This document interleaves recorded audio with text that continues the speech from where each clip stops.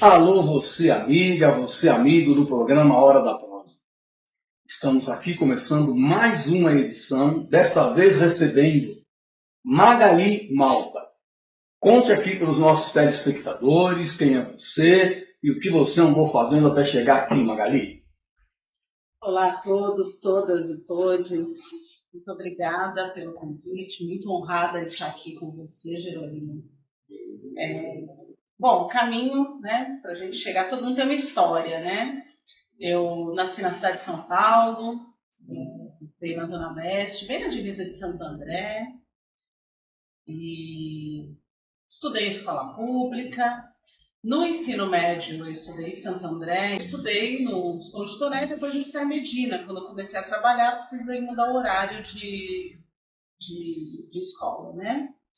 E a partir daí fui para o mercado de trabalho, trabalhei muitos anos com a área comercial de empresas, na área de telemarketing, vendas, pós-vendas, sempre lidando com pessoas. E só que eu venho de uma família de muitos questionamentos, né? A minha mãe era uma mulher muito sábia e que tinha essa característica de sempre questionar o mundo e não se contentar com as respostas prontas da vida. Então, eu sou a 13ª gestação da minha mãe. Como dizer, naquela época, 10 vingaram, né? E, sendo a mais nova, os meus irmãos mais velhos também foram referências para mim, né? Quando eu nasci, eu já tinha irmãos trabalhando, né? E eles viveram muito essa coisa da ditadura. Então ele dizia para mim, olha, não se contente com respostas prontas. Tipo, é assim. Não, questione. Uhum.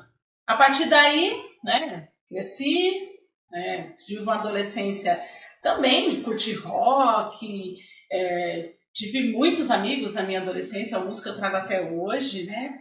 E fui para o mercado de trabalho posteriormente, né?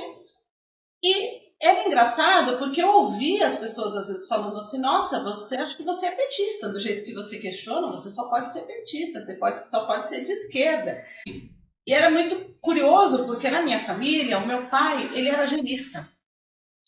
E a minha mãe, ela é uma pessoa que abertamente falava muito bem, por exemplo, da Luísa Erundina, que foi a melhor prefeita da história da cidade de São Paulo. E esse questionamento foi para minha vida, né?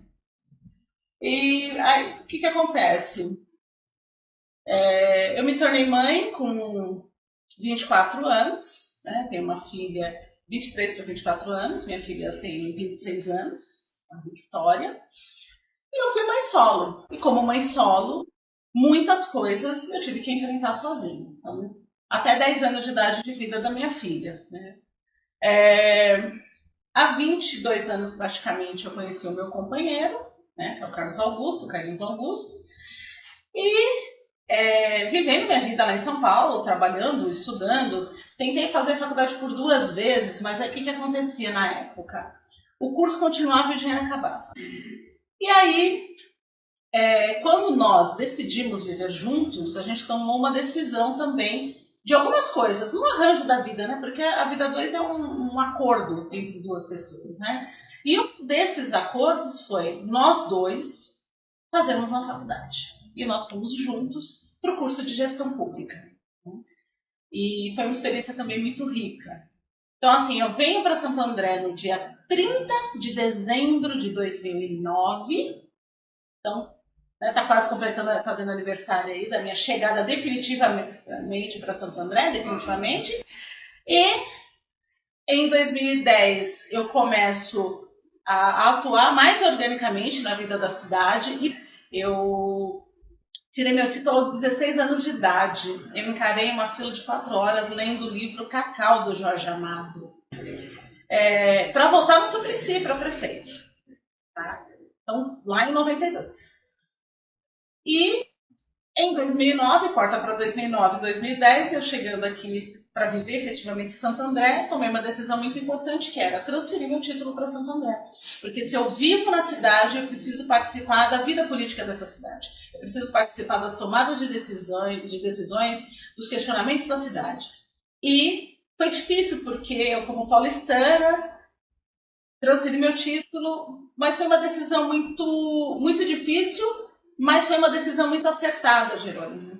Porque, posso dizer assim, eu não nasci em Santo André, mas eu vim para Santo André por amor, né? E aqui estou.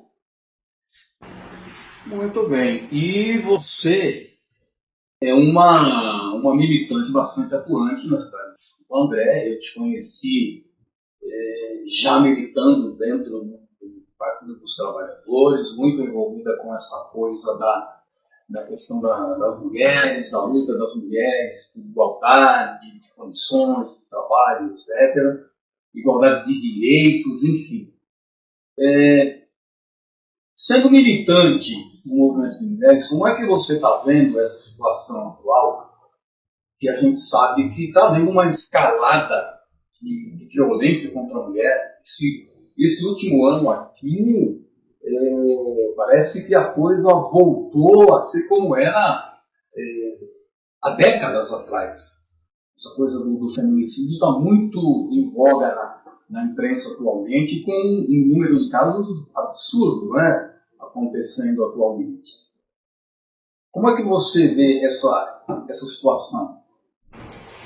Então, Jerônimo, eu sempre acho que é importante a gente, claro, tomar ações no momento presente, mas talvez, e óbvio, a gente precisa, é urgente, né, para ontem, para a gente tomar ações nesse sentido, porque nada justifica a violência contra a mulher, nada justifica, mas a gente tem que lembrar que o Brasil é um país que, apesar do mito de uma vida pacífica, nós fomos forjados embaixo de violência contra os povos originários, depois o sequestro de pessoas que foram escravizadas e trazidas do continente africano, né, durante praticamente 4 séculos.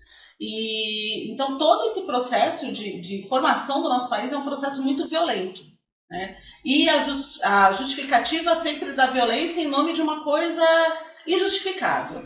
Mas assim, eu pergunto também assim, será que a gente está vendo uma escalada sim, mas hoje a gente tem dispositivos, embora ainda precários, que a gente precisa ainda fomentar, fortalecer, cobrar e otimizar, mas a gente também precisa pensar que a notificação é subnotificado. A gente tem casos em que são tratados como homicídios e não são homicídios, são feminicídios, violências que muitas vezes a gente nem registra, né, porque por várias razões.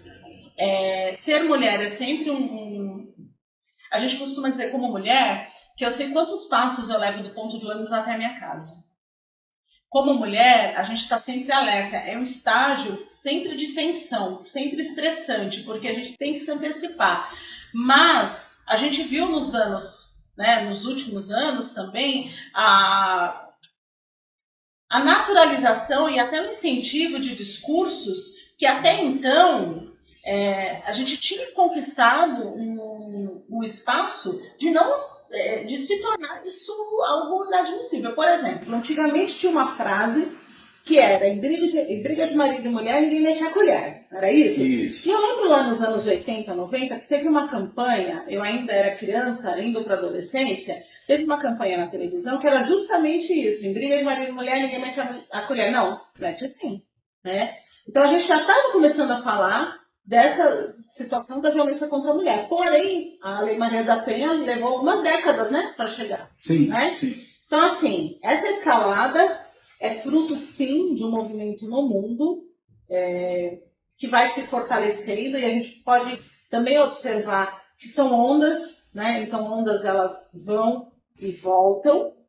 E eu acho que muitas vezes a gente se acomoda e acha que um direito conquistado com muita luta, a exemplo dos direitos dos trabalhadores, as questões raciais, eles são são coisas consolidadas. Não, existe erosão nesses direitos. Então, a gente precisa estar sempre vigilante, né? Então, eu acredito sinceramente que houve a gente conseguiu conquistar isso e está tudo bem, e houve uma erosão. Acho que essa nova onda do fascismo, né? Esse ultraconservadorismo, com um olhar equivocado em relação à questão religiosa, porque, veja bem, a palavra religião vem de religare, que fala da nossa reconexão com o sagrado, enfim, e coisas que são incompatíveis, como Jesus de Arminha, né? É incompatível a gente falar do Cristo, que foi perseguido, julgado, condenado e executado porque ele questionou as regras, o status quo daquele momento, do mundo em que ele vivia, né? E a gente vê a figura do Cristo ser utilizada como instrumento de opressão, de perseguição, de morte e de violações. E não com relação à questão de gênero, a gente precisa lembrar disso, porque assim, a barreira do gênero, a barreira do machismo, às vezes a pessoa vence a barreira de classe, a barreira cultural, a barreira econômica, mas essa barreira, eu acredito que seja uma das últimas fronteiras a ser ultrapassada, porque a gente vê também, no nosso campo progressista, muitos companheiros ainda com uma imagem deturpada e reproduzindo a violência, sendo violento com suas companheiras, com suas filhas e falando de forma violenta. E muitas companheiras, às vezes, abraçando esse discurso e reproduzindo. Então, eu acredito que seja um momento da gente olhar para isso, sim, combater, é importante a gente combater a violência contra a mulher, mas a gente precisa também fazer as nossas reflexões do que a gente tem feito para que a gente possa rever os nossos comportamentos no dia a dia. Eu vou fazer uma pergunta bem simples, Jerônimo. Se na sua casa só a sua mulher souber onde está o limpador multiuso, onde está o detergente, onde está a esponja, onde está o desinfetante, tem algo de muito errado. Se você disser para mim que você ajuda a sua mulher, a sua companheira em casa, e você vive naquela casa, tem algo de muito errado. Porque ajudar seria se eu chego na sua casa, a pia está cheia de louça, eu vou lá, Jerônimo, deixa eu lavar essa louça aí. Eu estou ajudando, porque eu não sujei aquela louça. A partir do momento que eu contribuo com a desorganização da casa, eu estou dividindo também. Então a gente precisa também olhar para as palavras que a gente usa, né? Então, assim, essa escalada, ela tem sido estimulada. A gente vê, sim, muitos discursos que até pouco tempo atrás a pessoa teria vergonha de reproduzir. E hoje, com o advento das mídias sociais, da internet, do acesso, a gente entende também que as pessoas têm ficado também superficiais, né? Então, elas não leem a matéria toda, ela lê o olho da matéria, às vezes o título está dizendo uma coisa que é diferente do que está no corpo daquela matéria. A gente vê, por exemplo, músicas nos anos 80 lá, Faroeste Caboclo. Jamais faria sucesso hoje, uma música de 8, 9 minutos. 1 minuto e meio acabou a música, porque o tempo de concentração das pessoas também diminuiu, né? E aí, com isso, é muito fácil a gente lançar uma mentira, porque desmentir uma mentira sempre dá muito trabalho. Porque quem lança uma mentira, lança um ataque, ele não tem o compromisso de provar se aquilo é verdadeiro ou não. Agora, quem vai lá desmentir, ele precisa mostrar os motivos que aquilo não é verdadeiro. E isso dá muito trabalho fazer, sim, né? Então, a verdade, ela caminha a passos lentos. E a mentira, ela galopa, né? E a gente precisa olhar para isso com atenção. Mas, assim, de qualquer forma, essa naturalização, sim, ela tem sido... ela é muito assustadora. Porém, se nós olharmos, sendo muito honestos, para o passado, a gente vai ver que algumas violências, elas aconteciam, elas eram naturalizadas. Todo mundo conhece uma história familiar do pai, do vô, do tio que batia na companheira, na mulher, enfim, e que não tinha para onde reclamar porque era assim mesmo. E hoje a gente não pode admitir, porque a gente avançou, a gente deu vários passos, e essa onda tenta fazer com que a gente recue. E nós não estamos tentando nada além do que respeito, igualdade de direitos, responsabilização dos agressores, responsabilização. E eu acredito que iniciativas, por exemplo, de ressignificar ciclo de violência, elas são muito importantes. A gente tem que trabalhar com algumas linhas. Sim, tem que haver punição, responsabilização, sim. Porém, a gente precisa atacar o problema na sua raiz, que é a formação, que é a educação. Como é que os meninos têm sido educados? Eu vou fazer uma pergunta bem simples. A gente pensa em dar um presente para uma menina. Que presente que a gente pensa? Via de regra se pensa em boneca também. E para o menino? Carrinhos, bola, coisa do gênero. Então, e aí a gente precisa estimular as nossas meninas a participarem de outros espaços, porque a tarefa do cuidado foi delegada sempre às mulheres, e esse cuidado é trabalho não remunerado, né? Vamos combinar que existe interesse em não remunerar o cuidado, né? Sim, sem dúvida. Então, no fundo, a gente sabe que tudo é mais uma investida do capitalismo, né? Magali, você vive e atua na cidade de Santo André. Sim. Já que a gente está falando de atuação das mulheres, vou ocorrer uma lembrança. Santo André, como todas as outras cidades brasileiras, a grande maioria da população são mulheres. Certo? Hoje, mulher é maioria no mundo todo.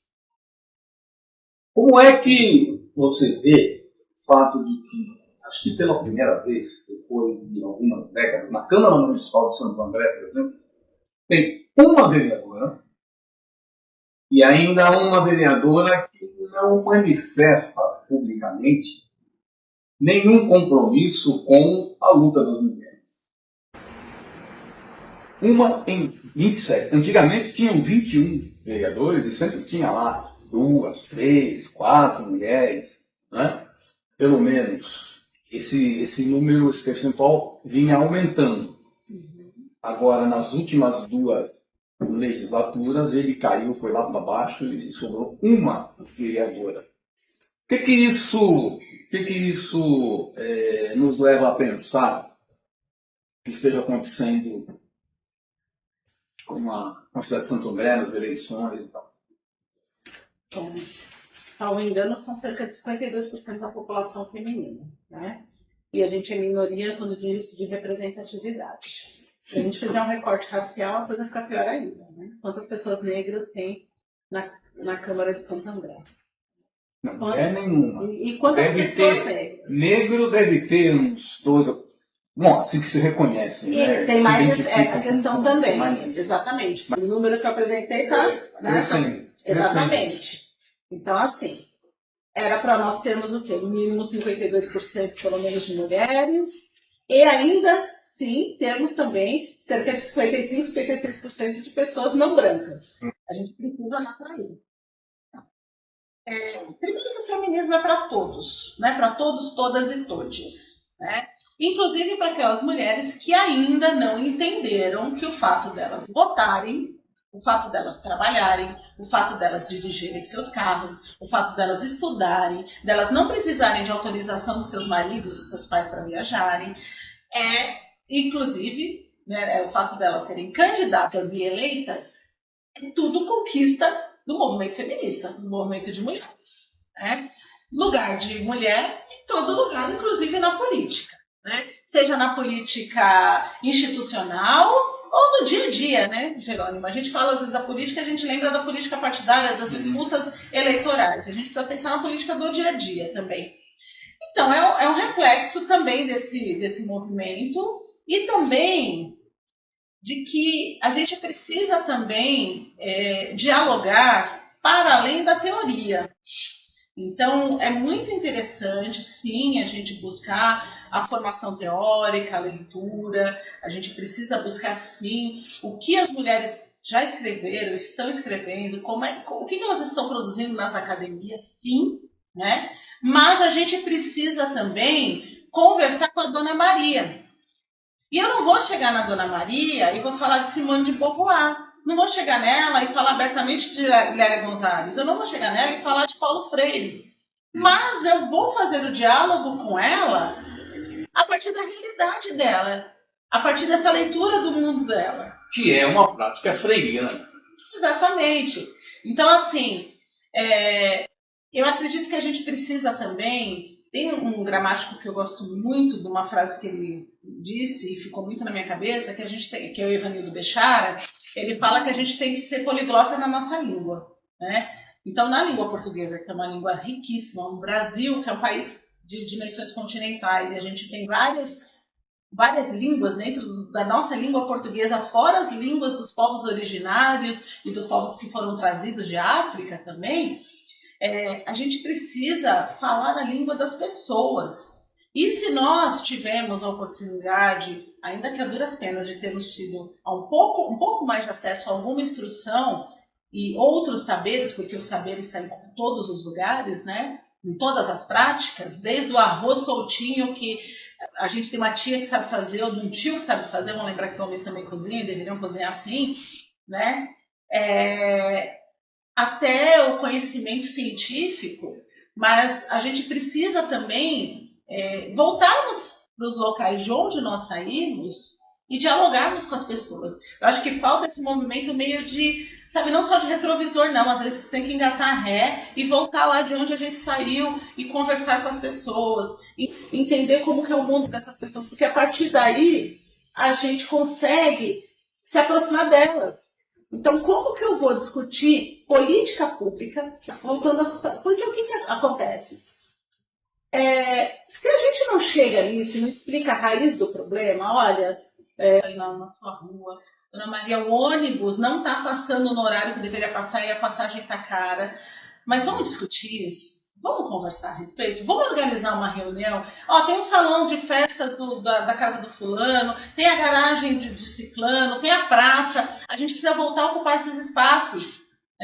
E as gestões do Partido dos Trabalhadores no Brasil levou para as cidades um instrumento muito poderoso, que é o orçamento participativo, onde se discutiam demandas daquela região. Então, era a população levando o que tinha de prioridade a partir da leitura deles e mostrando isso para o poder público e levando para a votação o que seria escolhido como projeto prioritário.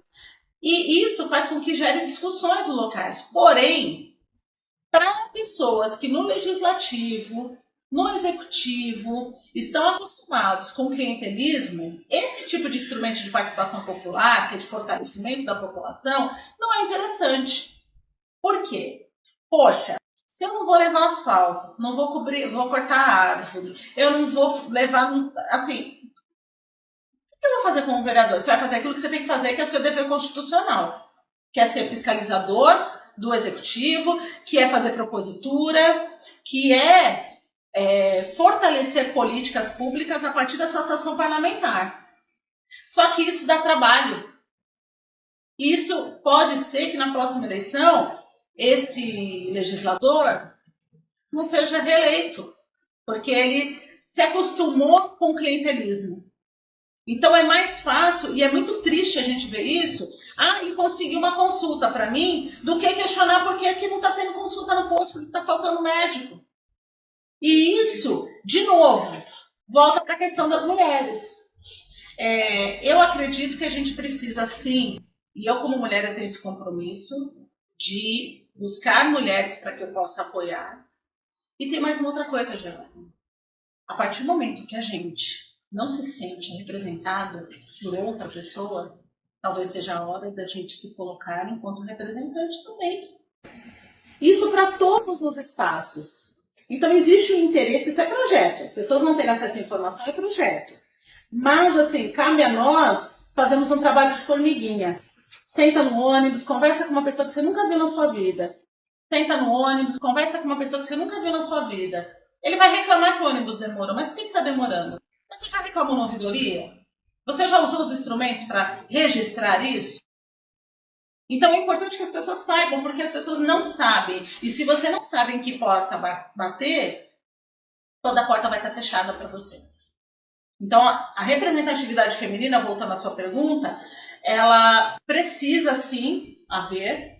Essa exclusão das mulheres na disputa política, ela vem muito também de um movimento de negação da classe política, até de demonização da classe política. Uhum. E aí eu vou dizer uma coisa que já está meio manjado para a gente, mas assim, quem não fala pra gente que não é para discutir política, que é chato, que não é legal, eles discutem reservadamente.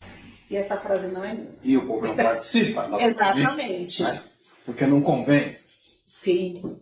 Mas, Magali, atualmente você atua como conselheira tutelar. E foi uma eleição bastante disputada, né? A gente sabe que há várias forças atuando para ocupar esses espaços. E eu gravei um vídeo para aquela plataforma Eleição do Ano, que foi um projeto muito importante para que as pessoas pudessem saber quem eram os candidatos.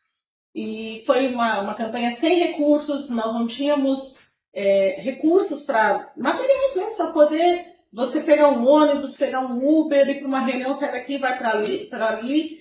E foi muito assim, pedindo ajuda para as pessoas que eu conhecia.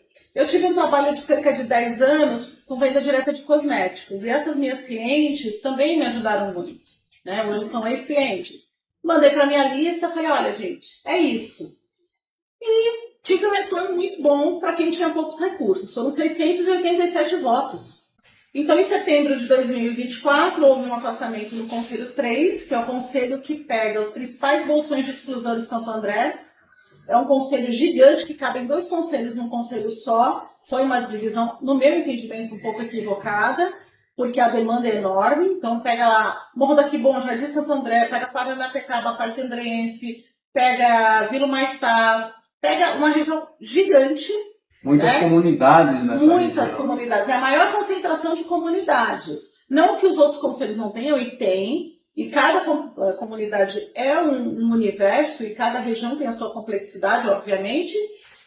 Mas foi uma experiência muito, muito rica. Fiquei 9 meses lá, foi um aprendizado gigante, porque uma coisa é a teoria. Santo André, a legislação municipal, ele cobra que a gente faça antes uma prova para depois concorrer à eleição. Então, você precisa mostrar que você tem conhecimento a respeito tanto do ERP e das legislações correlatas. Né? Mas na prática, foi assim, foi aquela coisa de pit stop de Fórmula 1, trocar pneu com o carro praticamente andando. Mas foi uma experiência muito rica. E a gente não cabe mais naquela pessoa que começa o processo. Acho que é muito, muito interessante cada momento da vida, né? A gente entra numa forma, num processo, e a gente absorve muitas coisas e a gente cresce nos processos, né? E também é uma outra experiência, só que em todas elas a gente tem uma fala que eu acho muito interessante. Toda vez que alguém vem questionar, o conselho tutelar não tem que existir. Ótimo. Faça com que a política pública aconteça, que não haverá razão de existir. Porque só existe defesa de direitos humanos, e conselho tutelar é defesa de direitos humanos de crianças e adolescentes, porque existe violação, porque existem as violações desses direitos. Então, assim, quando a gente chega, muitas vezes, é um processo que, primeiro, o conselho tem que ser provocado, né? Um conselheiro tutelar, uma conselheira tutelar, ele não pode simplesmente chegar e atuar. Ele precisa ser notificado de uma possibilidade, uma suspeita, uma confirmação de violação de direito de crianças e adolescentes. Quando chega no conselho, muitas vezes, a gente vê a prova de que nós, enquanto sociedade, Jerônimo, a gente falhou, e falhou miseravelmente. Então, aquilo que a gente fala da violência contra a mulher, a gente vai ver a naturalização da violência contra a criança. E são violências que a gente fala de várias violências. A violência física, a sexual, a psicológica, né? A própria negligência. E quem são os violadores? Ora, se é dever do Estado, da família e da sociedade garantir os direitos de crianças e adolescentes, os violadores são justamente o Estado, que não oferece as condições para uma vida digna, e de novo a gente volta para a questão da discussão das políticas, né? A família está inserida nesse contexto e reproduz muitas vezes todas essas violências, né? E a sociedade no geral. Então, assim, quando a gente chega e a gente precisa atuar, é porque houve violação. E se houve violação, é porque houve uma falha na execução de políticas públicas. E hoje a gente vê um número muito grande, por exemplo, de crianças e adolescentes. A gente vê, por exemplo, uma frequência muito grande é a baixa frequência escolar ou a evasão escolar. Bom, está na Constituição o direito à educação, né? Você precisa oferecer vaga de escola no raio de até 2 quilômetros da residência da pessoa. A gente tem a família que não tem esse entendimento, e aí muitas vezes é um trabalho de educação com essas pessoas. Mas existe também a responsabilização, porque existe o crime de abandono intelectual, né? Mas aí a gente pega situações, por exemplo, a mãe solo, que trabalha longe, a creche abre às 8, 7 da manhã. Que mulher trabalhadora, Jerônimo? 7 horas da manhã, ela tá ou já chegou e está cansada de trabalhar, chegou no trabalho, ou ela está na condução. Não está levando o filho para a escola. A creche tinha que ser 24 horas. Por quê? Na grande maioria das vezes, é a mulher que está ali assumindo todos os cuidados, sendo que é responsabilidade dos dois genitores, dos responsáveis legais. Mas as mulheres precisam trabalhar, elas precisam também estudar. Como é que eu vou oferecer uma vida digna para os meus filhos se eu não consigo concluir os meus estudos? Quem é que vai cuidar do meu filho quando eu for para a aula no EJA? Não vou cuidar, né? Com todas as condições de cuidado de fato. Eu não tenho direito também ao meu autocuidado enquanto meu filho está sendo assistido? Então, a gente ouve muitas vezes mulheres que não conseguem ter tempo para lavar o cabelo, para ter, tranquilidade para isso. Então, a creche, a gente precisa pensar que a gente não precisa de uma aldeia inteira para criar uma criança, não é assim que a gente fala? Tem um provérbio africano que fala disso. Por quê? Porque a gente precisa, sim, da sociedade toda para cuidar de uma criança, para formar um adolescente, para formar depois uma pessoa adulta.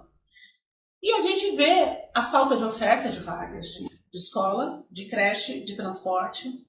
Se a criança tiver uma neurodivergência, uma deficiência intelectual ou física, a gente sabe que existe falta de estrutura, desde a acessibilidade. A escola tem acessibilidade, não só acessibilidade de ter rampa, mas uma rampa que não seja íngreme. A gente vê umas rampas que são assustadoras. A gente tem formação dos profissionais que vão atuar com essas crianças. Está chamando concurso para esses auxiliares? A gente tem um currículo adaptado e a execução desse currículo para essa criança. A gente tem uma sociedade preparada, né? O ônibus parou ali no ponto. Uma mãe que está com uma criança numa cadeira de rodas, ela consegue subir no ônibus? Então a gente vê ali no Conselho Tutelar um reflexo de todas essas mazelas da nossa sociedade. Naturalização de violência, né? E falta de informação. Eu acredito que sejam os grandes problemas. E um outro desafio, viu, Jerônimo? Está voltando o coqueluche, está voltando sarampo, está voltando. A dengue está aí, e a gente está com vacina agora na rede pública, né? A gente tem uma conquista muito importante. O Brasil zerou a transmissão vertical do vírus, o HIV, né? Então, mãe para filho hoje, a mãe gestante não passa mais para a criança. Isso é política pública, é saúde pública, é SUS em ação, né? Mas a pandemia não ensinou algumas pessoas a respeito da importância das vacinas. E a gente vê um número enorme de crianças ou subvacinadas ou não vacinadas. Por quê? Por falta de informação ou por terem aderido a uma informação mentirosa, né? Magali, infelizmente o nosso tempo se foi. A gente vai ter que fazer a conclusão aqui. Eu gostaria que você deixasse aqui uma mensagem para os nossos internautas. Jerônimo, eu trouxe aqui um monte de preocupações, né? Mas eu acho que tudo na vida é luz e sombra. Eu acho que a luz também. Tem uma meninada que está com muita garra para continuar lutando e para seguir um legado que a gente pode deixar para eles, né? Então eu quero deixar aqui uma mensagem de esperança, né? E da esperança em ação, né? Do esperançar. Nós não podemos ser passivos esperando que algo caia do céu. A gente precisa ser agente da transformação.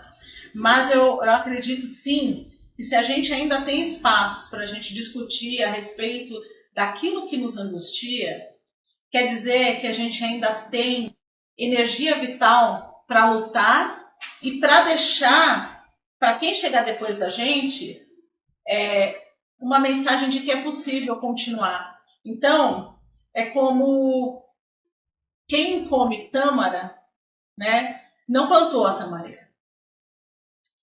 Ela leva 100 anos para produzir frutos. E esse trabalho que a gente faz na vida, enquanto militantes, enquanto cidadãos, é um trabalho de formiguinha e de plantar tamareiras para que daqui a 100, 200 anos as pessoas possam saborear os frutos. Então, que a gente continue semeando, né, a palavra da esperança, a ação, a solidariedade e o afeto para todos que nos cercam.